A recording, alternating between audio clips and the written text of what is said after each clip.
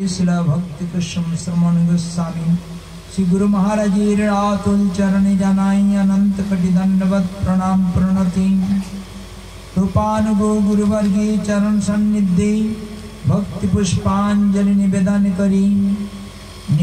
करी जगत गुरु प्रभुपाद भक्ति सिद्धांत सरस्वती गोस्वामी ठाकुर रातुल चरणे अनंत कटि दंडवत प्रणाम प्रणति निवेदन करी हमार अभिन्न गुरुतनु नित्य लीला उपविष्टं विष्णुपाद श्री शिला भक्ति कमोद संत गोस्वामी गुरु महाराज रातुल चरणे अनंत कटि दंडवत प्रणाम प्रणति उपस्थित श्री चैतन्य मठेर श्री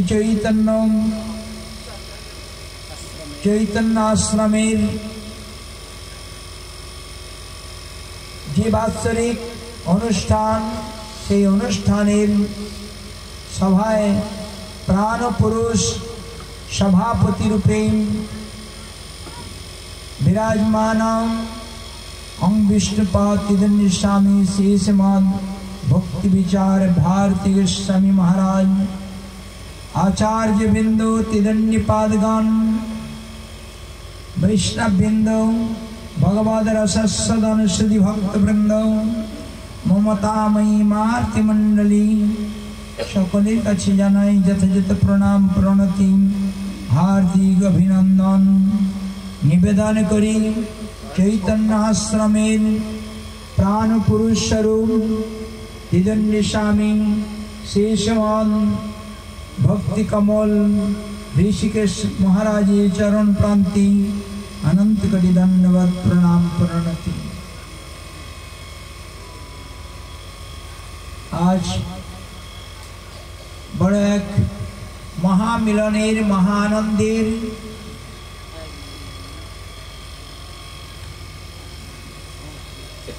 त्रिवेणी संगमेर न्याय तीव्र सते अवगाहन करार एक महायोग एसे उपस्थित है।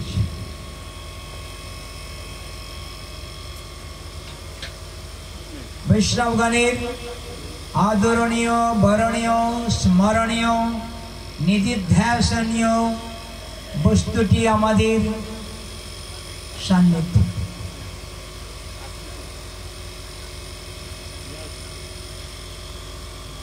श्री विग्रहे सेवा प्रकाश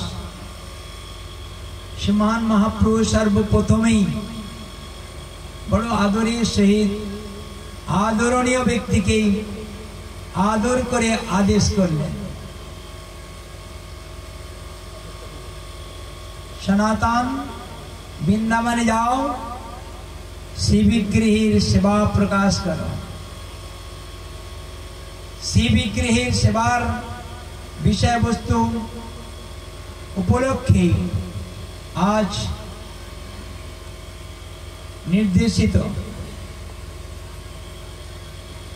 যদিও সময় অনেক আছে বলছেন আমাকে দিয়েছেন বলছেন তাহলে আমি সময় আমি বেশি নেব না আরো অন্যান্য বক্তাগণ এবং ভারতী মহারাজ আছেন আমাদের যিনি পরিচালন করছেন দুই ভারতী মহারাজের কাছ থেকে শ্রবণ করব। যাই হোক বিগ্রহ মানে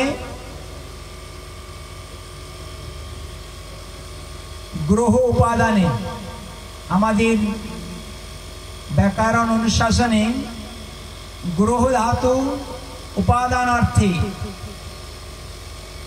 उपादानटी विशेष रूपे ग्रहण करार जिनि योग्य बा जिनि करें तिनि हच्छेन विग्रह। देखिएছিলেন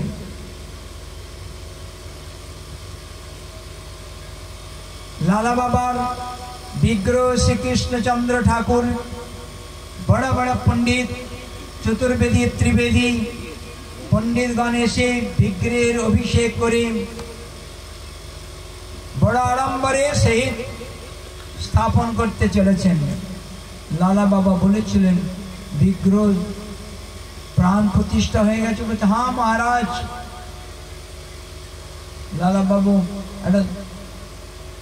তুলোর সলতে পাতিয়ে সুতোর মতো করে নাকের কাছে ধরেছেন, বলতে কই নিঃশ্বাস নিচ্ছে না, তো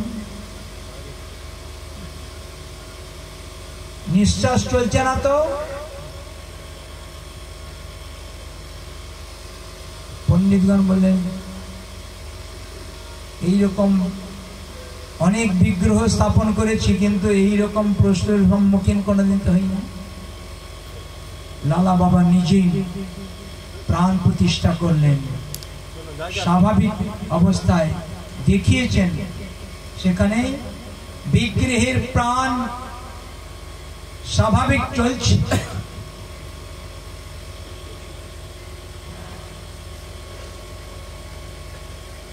করেছিলেন দ্বাদশ শালগ্রাম নিয়ে দক্ষিণ ভারত থেকে বেঙ্কট ভট্টের উপযুক্ত পুত্র গোপাল ভট্টজি হরিদ্বার হয়ে ঘুরে যখন বৃন্দাবনে এসে উপস্থিত হলেন, বড় আদরের সহিত যমুনার কিনারে বসে ভজন করার সুযোগ লাভ করে বড় প্রাণ ভরে দ্বাদশ শালগ্রামের সেবা করতে চলেছেন। অনেক সেট এসে অনেক উপঢৌকন মূল্যবান আবরণ আভূষণে ভূষিত করার জন্য উপঢৌকন দিলেন। বললেন কেন দিচ্ছেন? আমি তো পূজা করি আমার শালগ্রামের, এই বিগ্রহ আমার নাই, বিগ্রহের আভূষণ পোশাক আদি আমি নিয়ে কি করব? সেটারা বড় আদরের সহিত তারা সেবা করলে সেবার দ্বারা আমার কল্যাণ হবে, এই লালসায় সাধুর সেবা করলেন। সেই সেবার পরিপাটি দেখে গোপাল ভট্ট গোস্বামী মহারাজ বড় মনে মনে একটা ছোট্ট করে বাসনা করেছিলেন, ওহো যদি বিগ্রহ থাকতো তাহলে এই আভূষণগুলো সুন্দর করে আমি পরিয়ে দিতে পারতাম। কেবল বাসনাটি কেবল হৃদয়ে জাগরিত হবার সঙ্গে সঙ্গেই 10 দিন 20 দিন সময় দেননি, স্বাভাবিক অবস্থায় রাত্রি যাপন করার সঙ্গে সঙ্গেই অর্থাৎ হৃদয়ে জাগরিত হবার সঙ্গে সঙ্গেই শালগ্রাম থেকে ভগবান রাধা রমণ রূপে প্রকটিত হলেন।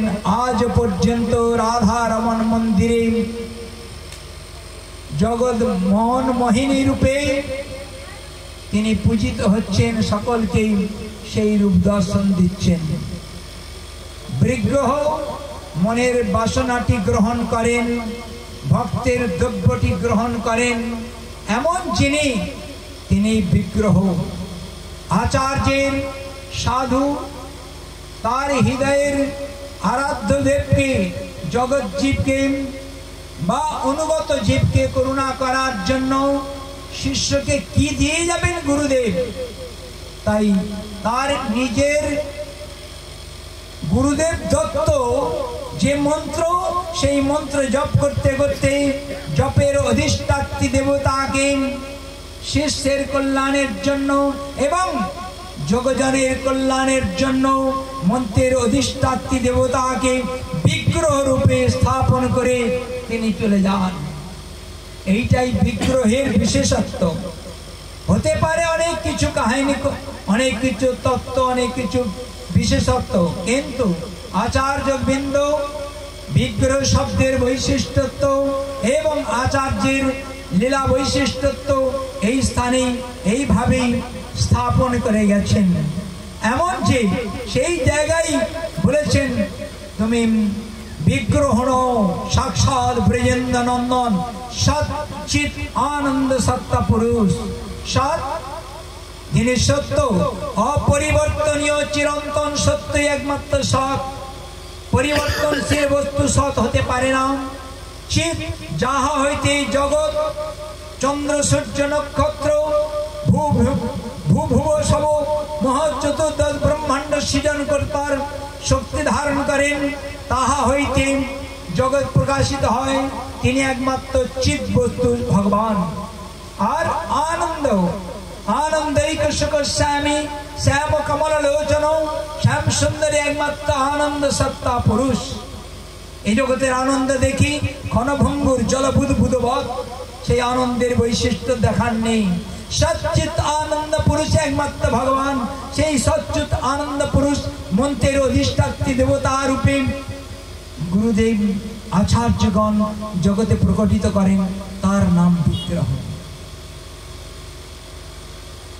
বিগ্রহ কথা বলেন, বিগ্রহ গ্রহণ করেন, এক ইন্দ্রিয়ের দ্বারা অন্য ইন্দ্রিয়ের কার্য করেন।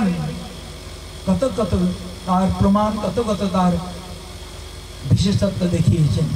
এমন যে সে বিগ্রহ আজ আমার ঋষিকেশ মহারাজ বড় আদরের সহিত, বড় ঘটা করে, বড় অনুরাগের সহিত স্থাপন করে, বড় সুন্দর করে সেবা পূজা করছেন। আমাদের সৌভাগ্য। আজ শারদীয় রাস পূর্ণিমা। রাস যুব সাইপাদ বললেন, রাস কি গো? জগতে ছুটে লোক ছুটে এসে বলে, কেন রাজ জানেন না? ওই তো ধীরে ধীরে করে নাচাটাই একটা রাস। বললেন না, কতগুলো স্ত্রী পুরুষ মিলে এই আমাদের বাংলাদেশে গেছিলাম, আমাদের সেই হরে কৃষ্ণ প্রভু আমাদের রাস রাস মন্ত্রে নিয়ে গেল, বলে রাস দেখতে যাবো। রাস দিয়ে দেখছি সব অন্ধকার, চারিদিকে প্রাচীর দিয়ে ঘেরা, একটা মাত্র ছোট্ট গেট, সব অন্ধকার, কিছু নেই। রাস এখানে রাস, আমি বলছি কমসে কম শিবাসঙ্গনে যেমন রাসস্থলী আছে, এখানে কিন্তু বিগ্রহ বা কিছু ঠাকুর থাকবে কিছু। তা বললেন এখানে এই বৎসরের রাসের সময় এই এখানে গুরুদেব আসেন, আর অন্য কোনো পুরুষকে ঢুকতে দেওয়া হয় না। আর সব গোপীগণ, হ্যাঁ, সব বাংলাদেশে বড় বড় সুন্দর সুন্দর এই 18 বছর বয়স থেকে 22 বছরের সব গোপীগণ এসে উপস্থিত হয়। সেখানে আর কারো অধিকার নেই। হ্যাঁ, সেখানে নাকি রাসলীলা হয়। কুলাঙ্গারের দল, রাসের তাৎপর্য বুঝো না, রাস কাকে বলে তা জানো না। ধর্মের কুলাঙ্গার, জগতের কুলাঙ্গার, ভারতবর্ষের কুলাঙ্গার, সনাতন ধর্মের কুলাঙ্গারের কুলাঙ্কিত করে আজ শ্রীমদ্ ভাগবতের শব্দকেই গ্লানি করে তুলেছে। আমার যুব গোস্বামী পাল বলছেন, রাস রসানাম সমূহ ইতি রাস, সমস্ত রসের সমাহার, সমস্ত রসের সার মধুর রস। সেই মধুর রসের আস্বাদন করার বিশেষ উপযোগী যারা এবং আস্বাদন করানোর উপযোগী ব্যক্তিগণ একত্রিত হয়ে উপনীত হয়ে যে আদান প্রদানের ব্যবস্থা করেন, তার নাম রাস। দেখিয়েছেন কাদের সঙ্গে রাস করেছেন? বললেন গোপীগণের সঙ্গে রাস করেছেন। গোপী ইত্যুক্তে বললেন গুপু রোক্ষণে, গুপু ধাতু থেকে আপ প্রত্যয় করে গোপী শব্দ নিষ্পন্ন হয়েছেন, যাহার দ্বারা কৃষ্ণকে বিশেষভাবে আনন্দিত বা রক্ষিত সুরক্ষিত করার মতো প্রবৃত্তি পরিবেশ স্থাপন করা যায়, তার নাম গোপী।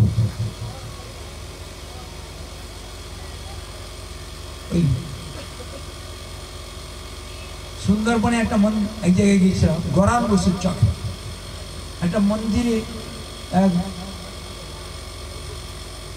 পূজারী পূজা করে সন্ধ্যার সময় আরতি করছেন। তাই কাপড়টা মায়েদের মতো পরে ঘুমটা দিয়ে আর আরতি করছে। আরে এরকম করে আরতি করছিলাম, হ্যাঁ চুপ করে আছে। পাশ থেকে বলছেন মহারাজ উনি গোপী ভাবে গোবিন্দের আরতি করে, শাড়ি পরে গোপী হওয়া যায় না, শাড়ি পরলেই যদি গোপী হয়ে যেত তাহলে জগতে গোপীর অভাব থাকতো না। স্বাভাবিক গুরুদেবের কাছে যাওয়ার সঙ্গে সঙ্গে মন্ত্র দেওয়ার সঙ্গে সঙ্গে গোপী ভাব দিয়ে মন্ত্রের তাৎপর্য জানিয়ে বর্ণ, সেবা, রং, বয়স সব কিছু উপঢঙ্কনের মতো সব দিয়ে দেয়। যা আজ থেকে অমুক গোপীগণের সঙ্গে কৃষ্ণের সেবা কর। আমার রূপ গোস্বামীপাদ বড় নিন্দিত করে বলেছেন, রে জানো না গোপীর তাৎপর্য।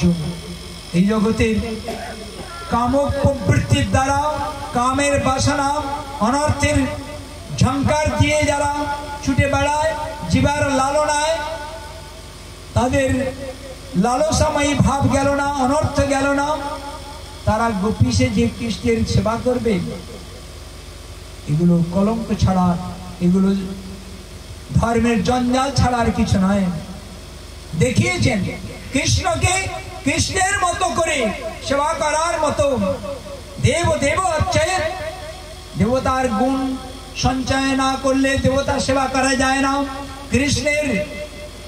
কৃষ্ণ যেমন নির্গুণ, সেই নির্গুণ সত্তায় পর্যবসিত না হওয়া পর্যন্ত কৃষ্ণের সেবা করা যায় না। তার মধ্যে বৃন্দাবনে ব্রজগোপীগণের যে ভাবনা, ব্রজগোপীগণের যে কৃষ্ণের সেবা করার প্রবৃত্তি, এই জগতের কোনো উদাহরণ সেখানে নাই। সেই 70 গুণের ঊর্ধ্বে নির্গুণ সত্তা হলো বিশুদ্ধ নির্গুণ সত্তায় কেবল রাগাত্মিকা ভাবের ভূমিকা স্থাপন করে কেবল ব্রজগোপীগণে ভাবটি রাগাত্মিকা ভাব ব্রজগোপী ছাড়া আর কারো রাগাত্মিকা ভাবের উদয় হয় না, হতে পারে না। রূপ গোস্বামীপাদ সেই কথাই জানিয়েছেন। সেই ভাবে যদি সেবা করতে চায় তাহলে সেই ভাবকে অনুসরণ করে আমার রূপ গোস্বামী আদি তারা সেবা করেছেন, কিন্তু তা হলেও সেই ভাবটাকে রাগাত্মিকা ভাব না দিয়ে রাগানুগা ভাবের বৈশিষ্ট্যত্ব স্থাপন করেছেন। এমন যে গোপীগণের সেবার বৈশিষ্ট্যত্ব দেখিয়েছেন। ভগবান বংশীধ্বনি করে গোপীগণকে একত্রিত করে কত না পরীক্ষা করেছেন। যাও, কেন এসেছো এত রাত্রিতে? আমাকে দর্শন করার জন্য? যাও, দর্শন হয়ে গেছে যখন এই রাত্রিতে এই জঙ্গলের মধ্যে যমুনার কিনা তোমাদের শোভা পায় না, যাও, ফিরে যাও।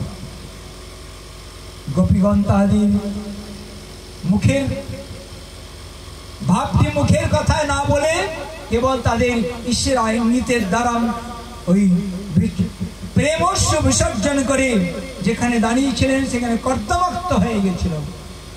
হাত জোর করে বলেছিলেন, কি হলো, কেন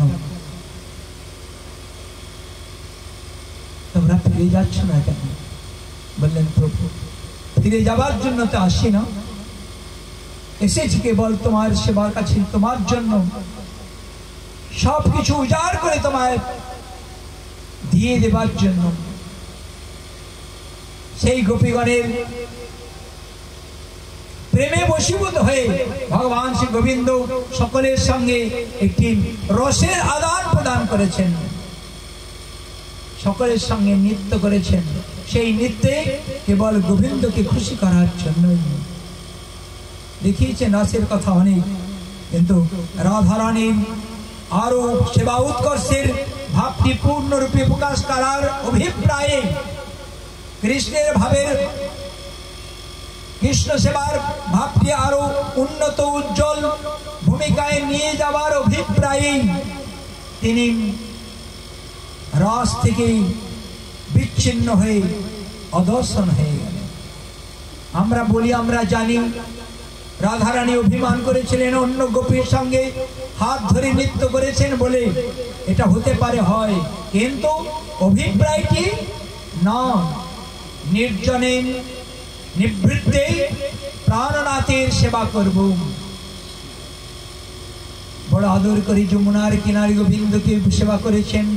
পরবর্তীকালে যখন সমস্ত গোপীগণ রাধারানীর অন্বেষণ করতে গেলেন, তখন কৃষ্ণ সেখান থেকে অদৃশ্য হয়ে গেলেন। অদৃশ্যের বৈশিষ্ট্য তো আমাদের বিশ্বনাথ চক্রবর্তী সুন্দর করে বলেছেন। বললেন, গোপীগণ এসে যদি রাধারানীর নিন্দা করে, আমাকে রাধারানীর সঙ্গে মিলিত দেখে, তাহলে আমার সহ্য করা বড় কঠিন হয়ে যাবে। তাই রাধারানীকে যদি কিছু না বলে, তার জন্য রাধারানীর মান, রাধারানীর নিন্দা শুনতে যাতে না হয়, তার জন্য কৃষ্ণ রাধারানীকে ছেড়ে চলে গেলেন। হা কৃষ্ণ বলতে বলতে গোপীগণ রাধারানীর সঙ্গে মিলিত হয়ে কেবল কৃষ্ণ অন্বেষণ করতে বেরিয়ে পড়লেন। যাকে দেখছেন হাত জোর করে কত অনুনয় করে বলেছিলেন, ওরে ভিক্ষু, বলে দাও না আমাদের প্রাণনাথ কোন দিকে গেছে, কেমন করে আমরা প্রাণনাথের সঙ্গে মিলিত হব। আর এক গোপী বলছে, ওরে বলবে কেন, নারীর বেদনা কি পুরুষ বোঝে? ওরে বৃক্ষ পুরুষ এ বলবে না, চল চল সামনে লতাকে বলছে, ওরে লতে বলে দে আমাদের প্রাণনাথ কোন পথে গেছে, আমরা প্রাণনাথের সঙ্গে মিলিত হব। এইরকম ভাবে যমুনা, বৃক্ষ, লতাম, সুখ, সারি সকলের কাছে হাত জোর করে কেঁদে কেঁদে প্রাণনাথের সন্ধান নেবার জন্য বড় ব্যাকুলিনী হয়ে কৃষ্ণ অন্বেষণ করতে বেরিয়ে পড়লেন। বন থেকে বনান্তর চলতে চলতে রাধারানী বললে, দেখ এইভাবে কৃষ্ণকে পাবো না, চল যেখানে আমরা কৃষ্ণকে হারিয়েছি সেই স্থানে বসে কৃষ্ণের কথা অনুসরণ করি, কৃষ্ণের কথার দ্বারাই কৃষ্ণকে পাবো, শুনিয়াছি সাধুগুরু মুখে, চল। সকলে এসে পরিবেষ্টিত হয়ে কণ্ঠে কণ্ঠ মিলিয়ে ইন্দিরা ছন্দে ভৈরবীর আগে সমস্ত গোপীগণ একত্রিত হয়ে কৃষ্ণ লীলা অনুসরণ করে কৃষ্ণকে পাওয়ার জন্য রুরুদ্ধ সুশ্রম রজনে কৃষ্ণ দর্শন লালসা কাঁদতে কাঁদতে যত যত কৃষ্ণ লীলা করেছেন, পুতনা বধ থেকে অগাসুর বধ আদি থেকে সমস্ত সেই লীলার অনুকরণ করে কৃষ্ণকে কাছে পাওয়ার জন্য তারা উদ্দীপন ভাবের জাগরণ করে কেবল কৃষ্ণকে পাওয়ার বাসনায়, তার সত্ত্বেও কৃষ্ণ সাড়া দেয়নি। অন্তিমে রাধারানীর আর্তনাদ শ্রবণ করে কৃষ্ণ আসতে বাধ্য হয়েছিলেন। একটি মন্ত্র উচ্চারণ করার সঙ্গে সঙ্গেই এই মুহূর্তে রাধারানী হাত জোর করে প্রাণ ফাটিয়ে হৃদয়ের সমস্ত প্রেমকে নিগড়িয়ে বলেছিলেন, হে যত্তে সুজাত চরণাম্বুরহং স্তনেষু ভীতাসনে প্রিয়দধি মহি কর্কশেষু তেনাটভি মটসিত দেবতিতেন কিংসবে কৃপাধিবীর ভবতি ধীর ভবদায় সংগ্রাম ইতি গোপ্পা প্রগয়ন্ত প্রলপন্তশ্চ চিত্তধা রুরুদ্ধ সুশ্রং রাজনে কৃষ্ণ দর্শন লালসা। বলতে দেরি হয়েছে, গোবিন্দের আবির্ভাবের দেরি হয়নি। পরিবেষ্টিত হয়ে বসে আছেন, কৃষ্ণ দূর থেকে ছুটে সেখানে পৌঁছেছেন না, সেই স্থানেই প্রকটিত হয়েছেন, আবির্ভূত হয়েছেন। কৃষ্ণকে আবির্ভূত করার যে মন্ত্র কেবল গোপীগণের কাছে। আমরা তো মনে করি জন্মাষ্টমী দিনে, ওই ভাদ্র মাসে অষ্টমী তিথিতে গভীর রাত্রিতে, আজ রোহিণী নক্ষত্রে সমস্ত শুভ লগ্নে ভগবান কংসের কারাগারে আবির্ভূত হন। কংসের কারাগারে আবির্ভূত কখন হবে? আমরা ঘণ্টাধ্বনি, হুলধ্বনি, হরিধ্বনির দ্বারা সেই কৃষ্ণের অভিষেক এবং সেই তিথি পালন করব।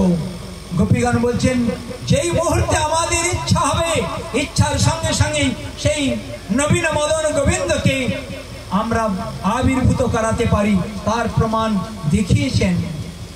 সঙ্গে সঙ্গেই গোপীগণের সামনে ভগবান, ওই মুরলীধর ভগবান আবির্ভূত হয়ে বড় আদরের সহিত গোপীগণ তাকে বসিয়ে কত সুন্দর করে সেবা করার জন্য যত্ন করেছেন।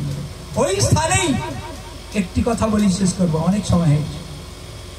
ওই স্থানেই ভগবান শ্রীকৃষ্ণ বলেছেন, গোপীগণ তোমাদের কাছে তো আমি এমনি হয়ে গেছি।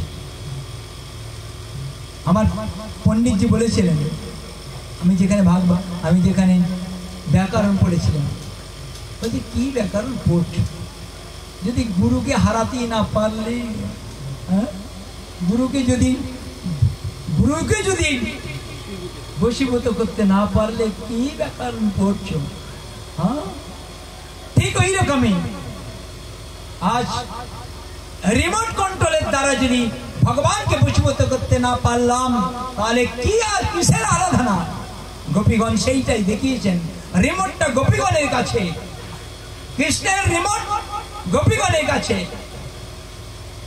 বাপরে, হাত জোর করে বলেছেন, न पारे हम निरबद्ध संयुजा ससाधु कीर्तम विबुधाय जापिवा जामा भजन दूर जर घे शृंखलाम। আমি পারলাম না তোমাদের ঋণ শোধ করতে। বলে কেন? আমরা কি করেছি তুমি আমাদের কাছে ঋণী হয়েছো? বলে কি করো নাকি যেটা কেউ করতে পারবে না? যে শৃঙ্খলকে ছেদন করা যায় না, সমস্ত শৃঙ্খল ছেদন করে আজ আমার কাছে এসেছো। আমি তোমাদের সমস্ত প্রেমের বশীভূত হয়ে সংসারের শৃঙ্খল, বিশেষ করে মায়েদের শৃঙ্খল, লজ্জারূপ শৃঙ্খলকে ছেদন করেছো। গুরুজনের আদেশ রূপ শৃঙ্খলকে ছেদন করে চলে এসেছো।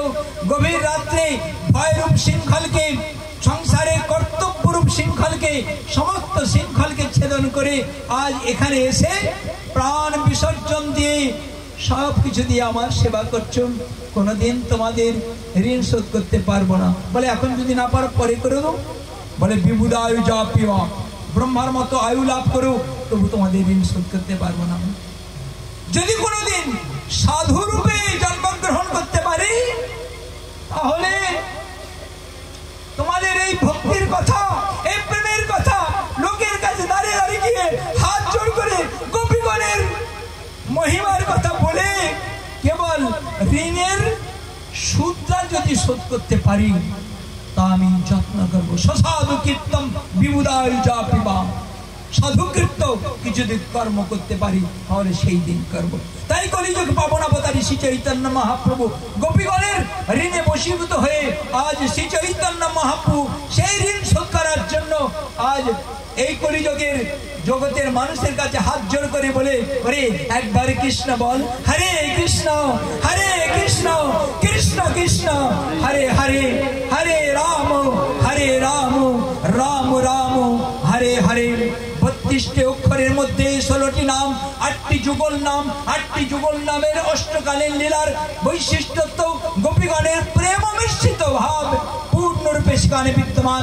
সেই বস্তুটি মহাপ্রভু বড় হৃদয় করে এনে প্রত্যেক জীবের দ্বারে দ্বারে প্রত্যেকের হৃদয়ের মধ্যে পোষণ করিয়ে কেবল সেই গোপীগণের রাধারানীর প্রেম উজাড়িত, প্রেমে উৎফুল্লিত ভাবটি সেখানে স্থাপন করে কলিযুগের ভাগ্যের উদয় করিয়ে দিয়েছেন। কাপড় আছে বাবা সামনে। বলে সেই যে রাসের বৈশিষ্ট্য, আজ শ্রী চৈতন্য মহাপ্রভু এই নাম সংকীর্তন রাসস্থলী বৃন্দাবনের যমুনার কিনারে যে সুন্দর রাস, তা অপেক্ষা আমার প্রভুপাদ ভক্তি সিদ্ধান্ত সরস্বতী গোস্বামী ঠাকুর তার বৈশিষ্ট্য স্থাপন করেছেন। এই রাসস্থলী নাম সংকীর্তন রাসস্থলীর বৈশিষ্ট্য।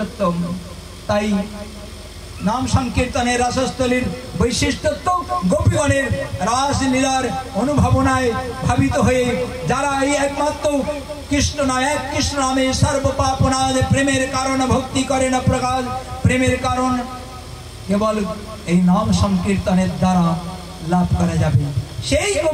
সেই রাসস্থলীর বৈশিষ্ট্য, সেই রাসের আজ বিশেষত্ব আজ আমরা মহারাজগণের কাছ থেকে শ্রবণ করার সুযোগ লাভ করেছি। আমার পূজ্যপাদ ঋষিকেশ মহারাজ বড় সুন্দর করে আজ এই তিথিতে সমস্ত বৈষ্ণবগণকে আহ্বান করে এই তিথিকে অবলম্বন করে তার প্রাণনাথ প্রাণের আরাধ্য দেবকে স্থাপন করেছেন। এমন যে রাসের বৈশিষ্ট্য, ভগবান যে প্রেমে বশীভূত হয়ে আর সেখান থেকে যেতে চায় না, কত কথা বলতে ইচ্ছা হয়, তা সেই আজ রাসস্থলীতে আমাদের নবীন কৃষ্ণ আমাদের মন্ত্রের গুরুদেব মন্ত্ররূপে আমাদের দিয়ে দিয়েছেন। গুরুদেবকে জিজ্ঞাসা করবেন গায়ত্রী কাম গায়ত্রীর মন্ত্রের তাৎপর্য গুরুদেব বলে দেবেন। কোনোদিন প্রশ্ন করেছি গুরুদেবের কাছে গিয়ে খালি হাঁটুর ব্যথা, কোমরে ব্যথা, সংসার চলছে না, মেয়েটা চলে গেল, ছেলেটা চলে গেল, এই যন্ত্রণার বোঝাগুলো নিয়ে গুরুদেবের কাছে যাই না। গুরুদেবের কাছে গিয়ে বলতে হবে, গুরুদেব কৃষ্ণ প্রাপ্তি করং সাক্ষাৎ সাধনা তদ্বদাধুনা। এই গুরুদেব বলে দিন কেমন করে কৃষ্ণকে পাবো, কেমন করে কৃষ্ণের সেবা করব। নাম মন্ত্রের উচ্চারণের সঙ্গে সঙ্গে আমার কেমন ভাবটি উদয় হবে, তবে না গুরুদেবের কাছ থেকে দীক্ষা নেবার সার্থকতা। এই রাসস্থলী গতকাল আমাদের শুনতে হয়েছিল, বলে আমাদের গুরুবর্গ নাকি রাসস্থলীর বৈশিষ্ট্য বিশেষভাবে স্থাপন করেননি, আদর করেননি। মূর্খ থেকে মূর্খগুলো এইগুলো বলে। প্রত্যেকটি মন্ত্রের রাসের বৈশিষ্ট্য স্থাপন করেছেন। শ্রীমদ্ ভাগবতের প্রথম শ্লোকেই বিশ্বরাজ চক্রবর্তী সমস্ত রাসের বৈশিষ্ট্য জন্মাদ্যস্ত শ্লোকের স্থাপন করেছেন। যদি আলোচনা করি তাহলে বুঝতে পারব।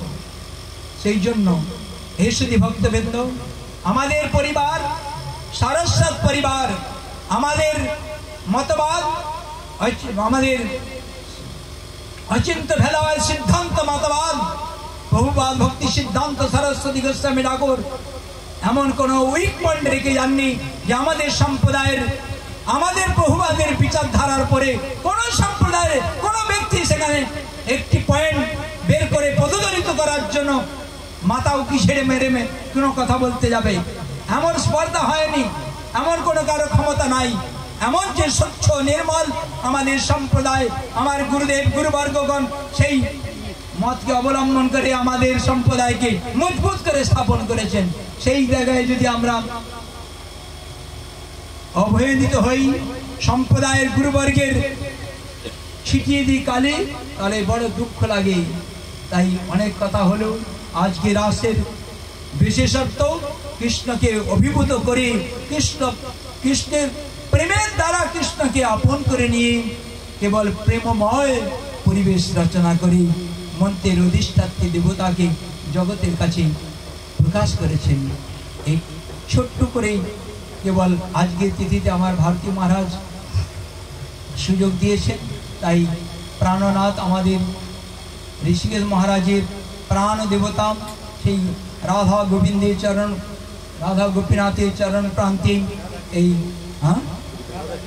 রাধা গিরিধারীর চরণ প্রান্তে এই ছোট্ট সামান্য বাতুলের মতো বাক পুষ্পাঞ্জলি দিয়ে কথা বিশ্রাম রাখি। বাঞ্ছাকল্পতরুভ্যশ্চ কৃপা সিন্ধুভ্যেব চ পতিতানাং পাবনেভ্যো বৈষ্ণবেভ্যো নমো নমঃ।